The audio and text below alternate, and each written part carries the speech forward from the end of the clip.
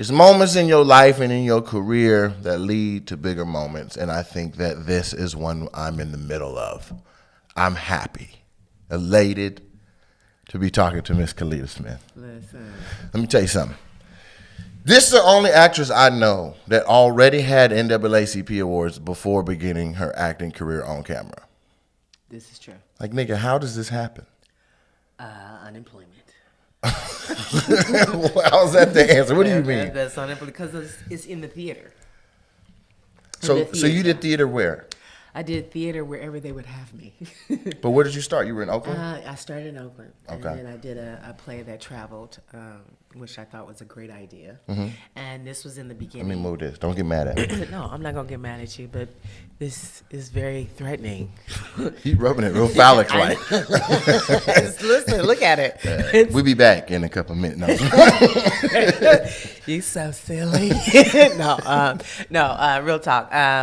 I started with a play that traveled, and this was in the 1900s when we were doing what was considered Chitlin Circuit. Okay. And we were one of the first plays to kind of, after Beauty Shop and all that, the Shelley Garrett shows, and they proved to be very successful. We did, theater houses that were like 5,200 people. Get out of here. Listen, when I first heard 5,200 people laugh, that was infectious. Like, to the point to where I was like, give me all of the jokes. Yeah, oh my God. It just fed me in such a way where I was like, oh, this is it. And I was fired from like 4 jobs right before that, and walked away from in a relationship. And it was just like, oh, I found my place. Oh, so unemployment led to that. I see what you're saying. It made the vacancy for theater. Yeah, and also theater is what you do when you're unemployed from television and film. Didn't know that. Yeah, well, now you do. If you can't find me, boo-boo, that's where I'm I'll be in the theater, huh? Catch me live, huh? Well, I'll jump forward and then jump back because you mentioned laughter being infectious, right? Yeah. And as a stand-up comic, I am for sure addicted to getting laughs. Yeah, you are. Are you going to do stand-up? I have no choice. At all? At this point, So, do you got it in the bag, or you need some help, or what? Both. I have a bag, and I need help with some other bags. Okay. Great, carry my bags. Well, I will offer. What? Boy, don't. Nigga. I'll offer. And we both got on fatigue. Come on. Nigga, one of my skill Somebody's sets. Marine, somebody Army. One of my skill sets Or is. so was Kmart and the others Walmart. Yours is standard issue. That shit has been actually in a war. There's a bullet hole on the titty right you there. You can smell me. It's an active duty uniform. I want to say that shit came with 2 bullets in the pocket, but I didn't say. Anyway, so yeah, I can help where I can. You know what I mean? No, I've helped a few people. I don't be blasting who everybody is, but I can help. Like if we're talking about getting you 5, 10, or 15 minutes going, yeah, I can help. Yeah. It's interesting because it's been looming for a while, and there's this trepidation that I have, and I'm not sure why. That's the word of the day. Keep going. Is that the word of the day? Trepidation. Great. Don't ask me to spell it. No. Yeah, great. And I don't know why. I am a fan of such renowned comedians like George Carlin, yourself.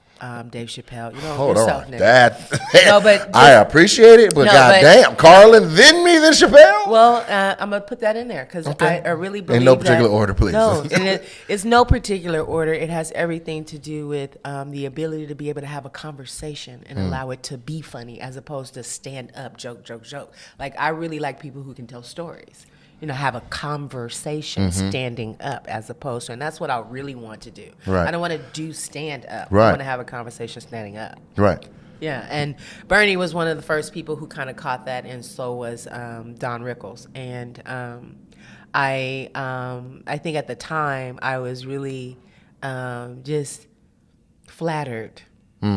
That, oh, you guys are amazing. You guys are saying this, and that's just, okay, so let me just be an actress who can be funny, as opposed to really pursuing it and allowing it to be a flourishing thing where it allows me to provide jobs for us and other people. That's real. I think it's low hanging fruit for you because you're such a polarizing personality. That's a nice word. You already tell crazy ass stories. It's just about translating it so that the masses can get it the way you say it. Yeah. You know what I'm saying? Yeah, the way you say it. Yeah, that's the way you say it, you know. And so Rickles told you you're funny, you should do stand up. Yeah, he told me I should go to Vegas right now. I think maybe he was telling me like quit my job. But totally. He was one of those people. He came to the set and he would terrorize people, and that was his way to enjoy himself and also to put himself in a position to where he's revered. And it was a couple people that I saw the look on their faces, and so I flipped his joke on an axis to where it made him laugh. And then he said, "Whoa, you got timing, Vanda, you got timing." I said, first of all, the V is silent. And Hilarious. Character name is Wanda. Right. Vanda. Vanda, you got timing. Yeah, so. That's wonderful. Yeah. So I think if you do it right, like you should moonlight it. What's moonlighting mean? Moonlighting is where you do you have other priorities. Oh, And then the stand up is something you sprinkle in it. Yeah. And if you do it that way, then it'll make more sense because you're wildly busy. And the concept of being like, stop other stuff to pursue this is never going to be accepted well by somebody who's a grinding entrepreneur. You know what I mean? And rent. That part. Right. But you'll be into the money pretty quick because there's a need, and it's about supply and demand, right? Yeah. So there's a need for funny black women. And so no matter how many people are out here out here working, you stand out right away because there's less of y'all, and y'all are that's the most in high demand, right? And it's crazy because But clever conversations, not we get just, you to where it's clever because Okay. you clever. You said trepidation, nigga. We'll be fine. You Okay. said polarizing. That was nice. You like that? Yeah, I think did. trepidation still wins. Good God. That's like 42 letters. Just a couple of more. I'm going to call it letters. Keela and see. That's all. So Alexa? what are you doing when you're not grinding? Like, I know you to be somebody who's always on it. Up, Adam, gone, get it, got, boom, boom. This person called, that, phone, stay ringing, on buzz, on ring. But when that slows down, not for lack of work, but because you're like, a bitch need a vacation. Like, And what I do didn't you very do? well, so I'm sleeping. That's it. Rest or grind. Yeah. Okay. Yeah. And so the last project you just came off of was what? What was it? I'm working on a show called In the Cut, Bounce TV. Currently, we're in our 7th season. The last show probably was I did a film called Influence with Carl Weber and Tridestin, and they're doing it at BET, and Z Nation. That was 6 years of Z Nation, wasn't it? 5 years. 5 years. 5 years Z Nation. 5 years on Sci-Fi. And that's the one that had you living up. In Spokane, in Washington, where you are famous and plastered, they got wallpaper with your face on it. What you hold Listen, on. I was Let me say this. As an alumni Isn't this a of white Eastern hotel? Is that Nate Jackson on the walls? So a few years ago, the school, my alumnus, Eastern Washington University, they do this magazine every month or whatever, and they put me on the front of it just to say like. Did they put you on the front? Yeah, You was but on then, porches. which is fine, but then I didn't realize that the distribution was as strong as it was, to where like Yeah. there was a rack in the Spokane airport that was like 9 of them wide and 10 of them high. So it was like 90 magazines. So you walk in and you just see 90 of my face. I was like, this nigga running for president? Yes, nigga, do it. I was like, I know this guy. Yeah. No, it was great. It was great to see. It wasn't just in the airport. You were actually plastered, like you were on porches. What? I'm serious. It That's was like, is crazy. this a censorship? What's happening? That's crazy. No, it was great. So now I tip back, right? And I want. So are you doing anything up there? Is that why they had you? No. Oh. I just went to school there. I went to one school of our in Eastern own. Washington, but I'm from Western Washington, and so in Western Washington I'm opening a comedy club. And so that opens in like April. There it is. But people don't get. I keep saying this, but like I feel like people don't understand the volume and the sheer audacity of it, really, because comics open clubs and it'd be like a little nook, or it'd be like something. Comics like I'm opening a club and it'd be like 80 seats, 100 seats, like it's just something that they want to work their stuff out at. Well, I have business partners, and this is $1 million club. It's 340 seats. sitting right on I-5. Like it's comparable to like one of the bigger improvs. Oh. And so when I say I'm opening a club, people going in the coming months, people gonna start to be like, wait a minute. But for now, you're doing a concert. for now, they're like, oh yeah, he's just doing a little, But when this gets going, nice. It's gonna make some serious noise. Nice. And so we'll have you up. Okay. And don't say okay with less confidence than the other stuff. I want to have you up. Put me in, coach. Just come host. You know what I'm saying? Yeah, I would That's love all you do. What's up, listen. motherfuckers? You don't even got to be talking about shit. Just tell a story from that day. God damn, there's a lot of white people here. That shit kills. Okay. We'll get you right. Okay. No, we'll get you right. I'm in. Shit, you saw it. I'm in. So I like to go with my questions. I like to go shallow, deep, but I think we just gonna go deep. Yeah, because Get in.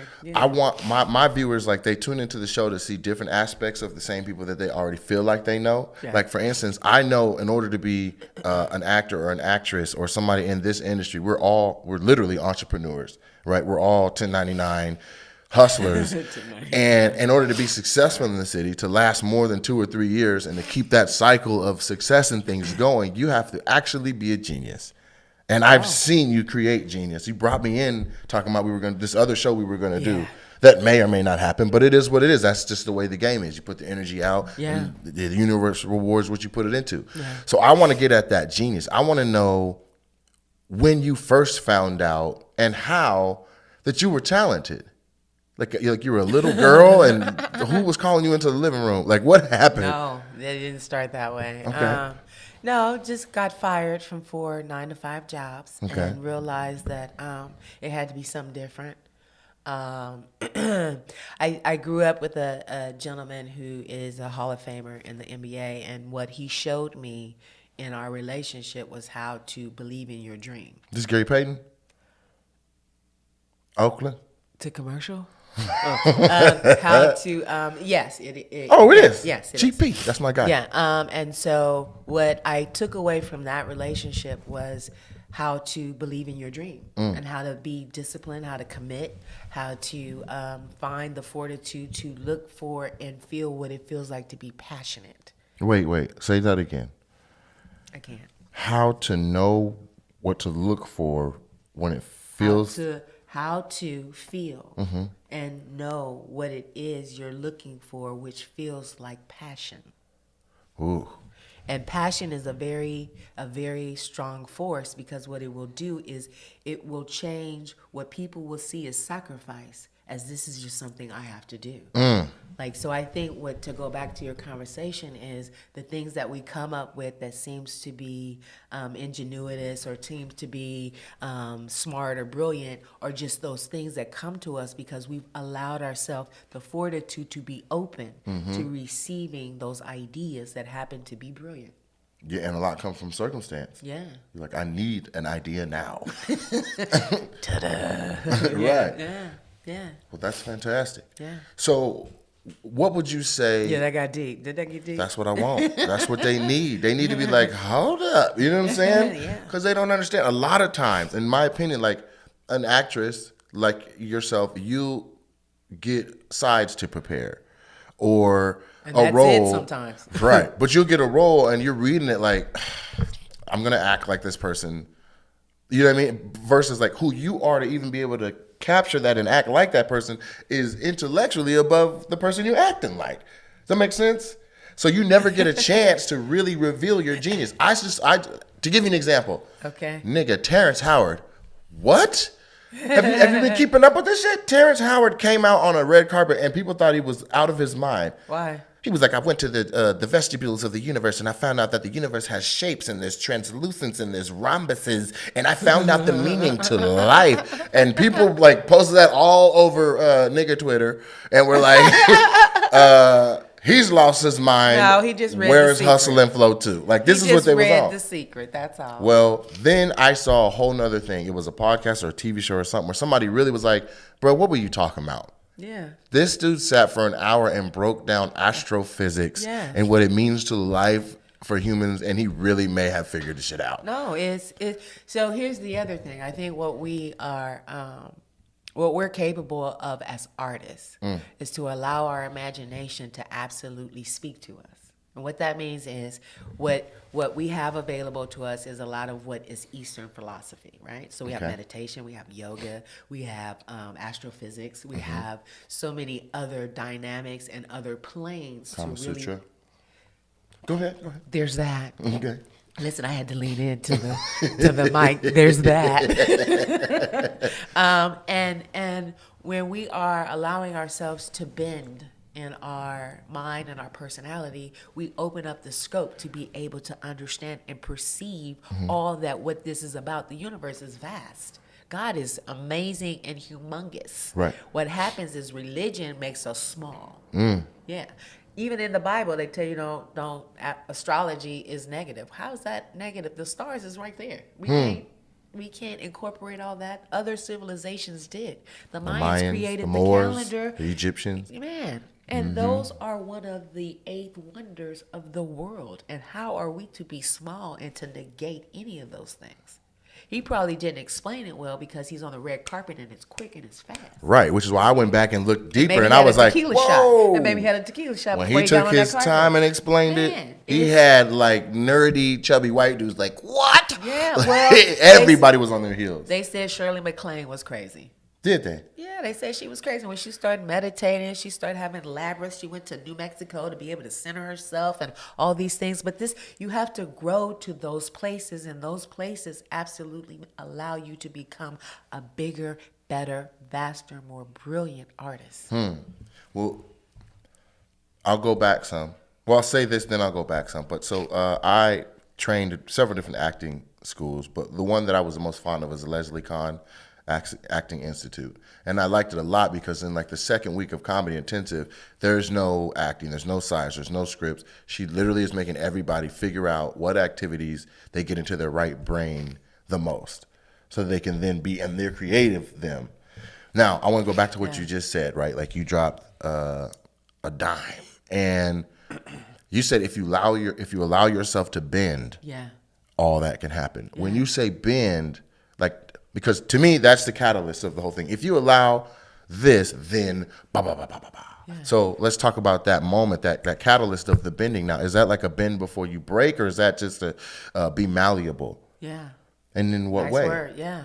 To just allow yourself to not be right. Allow yourself not to know. And that's a lot because most people want to know. They want to be right. They want to, and that's ego.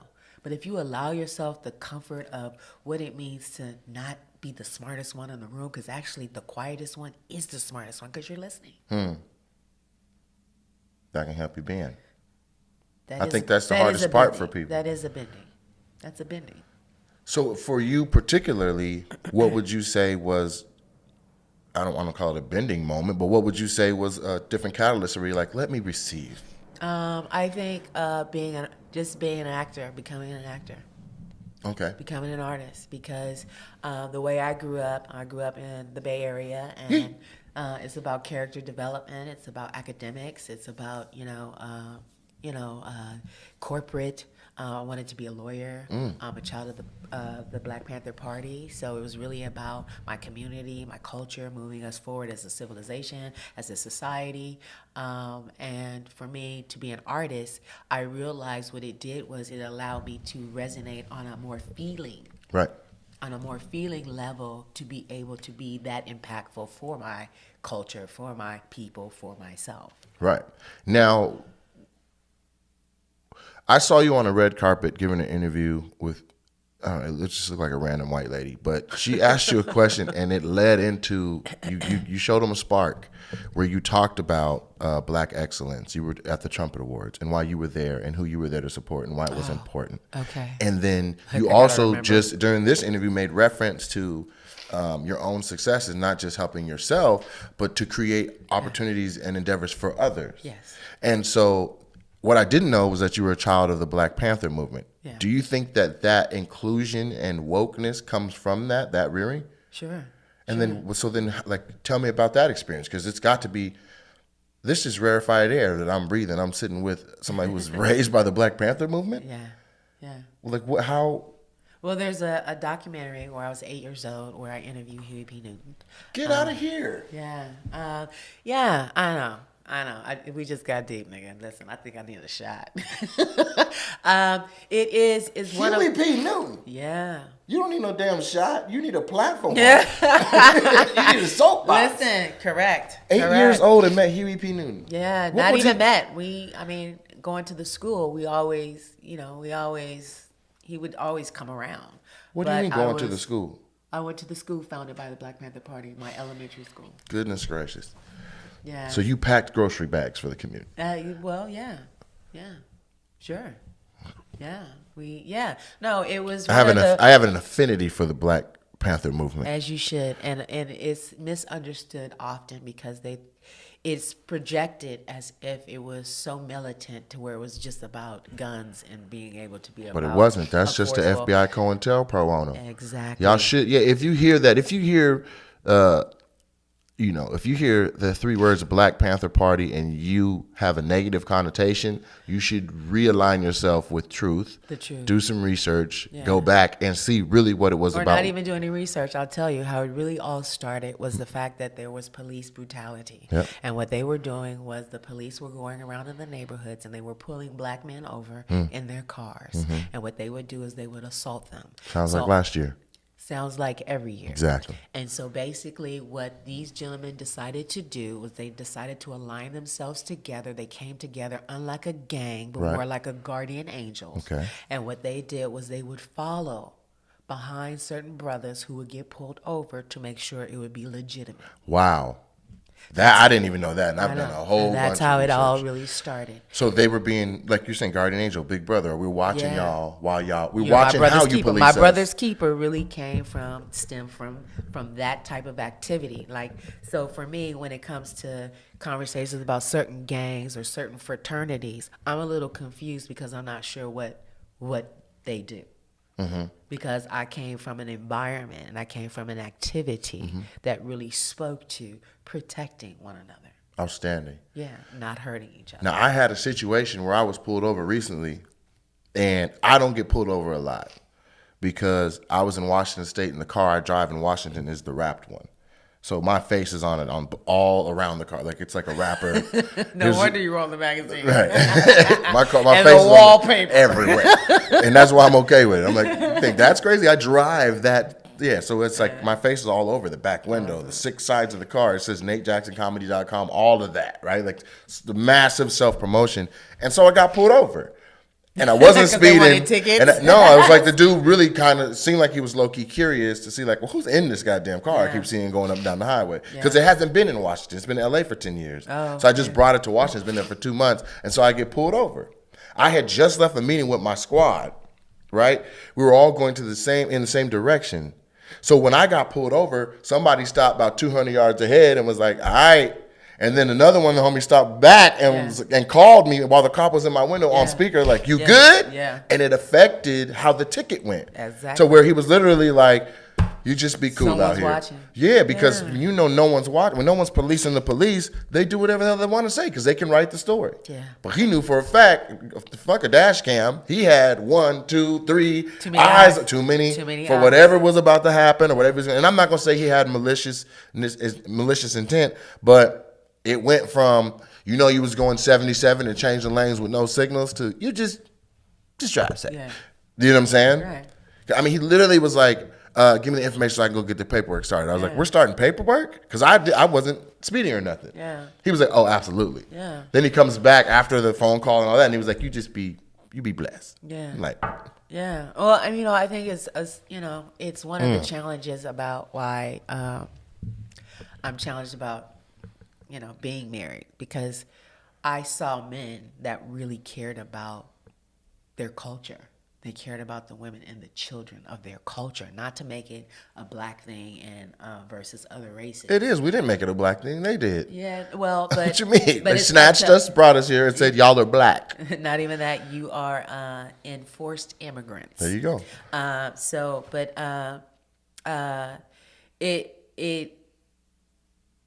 It's missed in our generation right now. Yeah, like, but you just made reference to being pressed about a husband. And those examples supersede what you're seeing now. So basically, you were raised amongst kings, and now Like my these t-shirt niggas just ain't says, shit. You got a shirt on that says king? says, I'm only attracted to kings. I'm only attracted to kings. Yes. Yeah, but you got to say what the kingdom is. Some of these niggas is the king of one nightclub. That is his whole situation. That can't be a kingdom. Listen. That's no, interesting. and I think just to encourage our brothers to realize that love is love. Whoever you love is who you love. But realize to embrace all of us. Like even when you're walking down the street, like I'll have a brother walk down the street and won't even say, "Hey, good morning." Or hold the door open, right. And I'm not even talking about just being cavalier. I'm just saying like acknowledge the fact that you matter. Mm-hmm. You matter. We are in the same, I'm not even gonna say struggle. We are in the same walk. Same discourse. Yeah, we're in the same walk. And in that, just acknowledge each other and be willing to understand what one is really going through because you're in the same skin that they're in. You know what they're going through. Right. Now, somebody who has been a phenomenal example of black excellence in film, right, and theater. What is the state of our president would come out and say state of our union? What would you say is the state of our industry right now? I think it proves itself to open itself to be better. Because we have more things available to us than in the past. I think that now what we have to do is we have to capitalize on them. Okay. And we have to have more ownership of what it means to be able to put products out. And not just products that just resemble our faces, but products that are smart, products that are foretelling for allowing us to move ahead, forge ahead, to be able to be on the precipice of what it means to move this pendulum forward. Trend setting. And we have a new word of the day. Precipice. Precipice is the new word of the day. I'm not going to ask you to spell it. No, please don't. That's what Alexis. So you're saying we need to get. You're saying we right now it would help us as a whole for the culture if we got back on the cutting edge. Yeah. And moving the needle forward. Moving it forward. Is there anything right now, any projects that you are peeping or have heard of or know of that you're like, this kind of does do that? I think the whole Netflix game is that. I think the great thing about when I use that as an example is that they've taken television into a whole nother spectrum. And to be able to allow for content to come through anybody's mobile app or anybody's position to be anywhere and to be able to watch anything like this, a podcast. Like this is awesome. Like I think once we decide to really put ourselves in there in a stronger position, that there it is. I mean, I think today's technology is what is our friend. It's our friend. I agree. And I've had different shows where I've been talking to comedians of different, from different classes or age ranges. Yeah. And there's like a distinct moment in time where like the OGs got passed because they didn't get on the internet. Yeah, well. And you gotta adapt. Like, it makes no sense. That's like sitting in your where house I'm and you're still watching a black and white TV. Why? We on flat screen, color screen. And I'm catching up too because technology is that fast. It's quick. It's and it's easy to be. I'm 51 as of yesterday. Get the fuck out of here! You no goddamn 51 years old. You're not 51. I can't wait to get the fuck out of here because I'm starving. But it was your birthday yesterday? Yeah, it was yesterday. I'm gonna sing you happy birthday. I haven't right sang. now. As we speak. Right now. Okay, well, let's. Happy birthday to you. Ooh. Happy birthday to you. Yes. You. Happy birthday, dear Kalita. Oh, come on.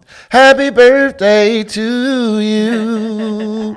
Happy birthday. Thank you, Captain. That's what's up. But hey, 51, and I mean, goddamn, what you been drinking? Noni juice, nigga? You look phenomenal. I would love some noni juice. I'm hungry. We gonna eat. We gonna eat.